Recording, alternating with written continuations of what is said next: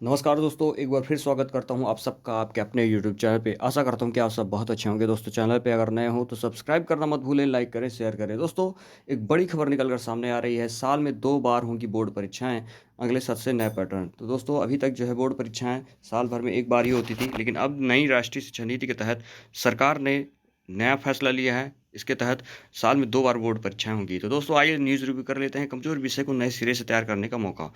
साल में एक बार होने वाली बोर्ड परीक्षाओं के पैटर्न पे बड़ा बदलाव होने जा रहा है। तो दोस्तों, यहाँ पे साफ साफ कहा जा रहा है कि साल में एक बार होने वाली बोर्ड परीक्षा में बड़ा बदलाव होने जा रहा है। राष्ट्रीय शिक्षा नीति को लेकर बुधवार को हुई एक अहम बैठक के बाद केंद्रीय शिक्षा मंत्रालय ने बताया कि पूरे देश में बोर्ड परीक्षाएं अब साल में 2 बार होंगी। बताया जा रहा है कि जो है साल में 2 बार बोर्ड परीक्षाएं होंगी।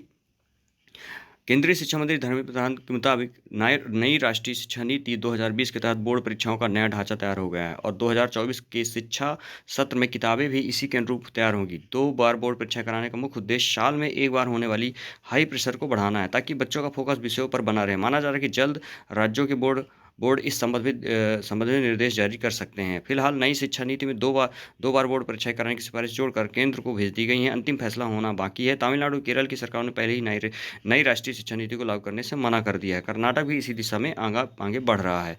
तो दोस्तों, कई राज्य ऐसे हैं जो 2 बार बोर्ड परीक्षाओं के समर्थन में नहीं है, लेकिन केंद्र जो है इसके बारे में केंद्रीय शिक्षा बोर्ड इसके बारे में 2 बार बोर्ड परीक्षाएं कराना चाहता है। दोस्तों, यहाँ पे जो है बात कही जा रही है, जैसे कि आप देख रहे हैं, 2 बार क्यों? छात्र अपनी तैयारी का मूल्यांकन कर सकेंगे, याद रखने की समझ बढ़ेगी।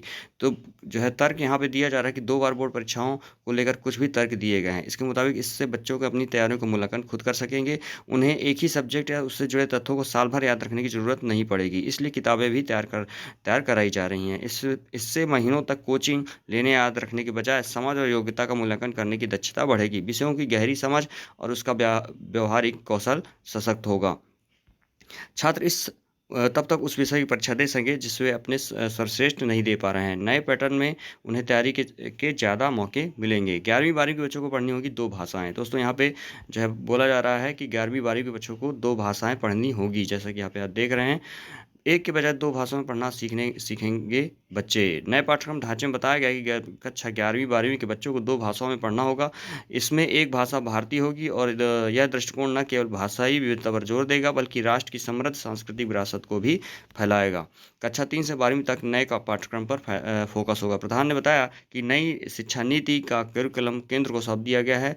राष्ट्रीय निरीक्षण समिति पाठ्यक्रम व पाठ्यपुस्तक समिति मूल भारतीय सोच के अनुरूप इसकी जांच कर रही है। ये समितियां कक्षा 3 से 12 तक के लिए 21वीं सदी की जरूरतों के मुताबिक पाठ्यक्रम पे अंतिम रूप देंगे। कला विज्ञान के अलावा भी कुछ नए विषय चुन सकेंगे। बच्चों को कला विज्ञान और वाणिज्य के अलावा नए विषय चुनने का मौका मिलेगा। नए विषय भविष्य की जरूरतों के अनुसार होंगे। स्कूल बोर्डों को ऑन डिमांड परीक्षा कराने की क्षमता विकसित करनी होगी। तो दोस्तों, यहाँ पे जो है केंद्र सरकार या केंद्रीय शिक्षा बोर्ड का साफ कहना है कि 2 बार बोर्ड परीक्षाएं कराई जाएंगी, जिससे छात्रों के ऊपर जो प्रेशर होता था पढ़ाई का, वो कम हो सकेगा। तो दोस्तों, इसी तरह की और इन्फॉर्मेशन पाने के लिए चैनल को सब्सक्राइब करना मत भूलिए, लाइक करें, शेयर करें। Thanks for watching the video.